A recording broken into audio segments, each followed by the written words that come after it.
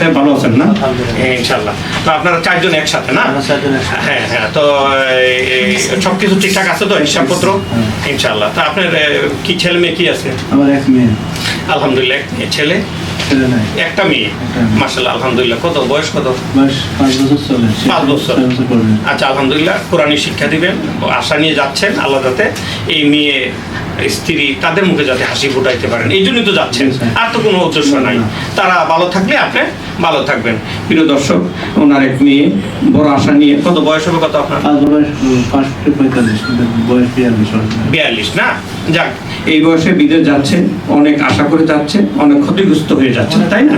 অনেক ক্ষতিগ্রস্ত হয়ে যাচ্ছে। আল্লাহ যাতে তাদের মনের আশা পূর্ণ করে। প্রিয় দর্শক, যারা আমার লাইভে লাখো লাখো শ্রোতাবৃন্দ আছেন, দোয়া করবেন তাদের জন্য। তারা ভালো থাকবে, আমরা ভালো থাকবো, তাদের রেমিডেন্স দিয়েই আমরা ভালো আছি আলহামদুলিল্লাহ। সবাই দোয়া করি তাদের জন্য।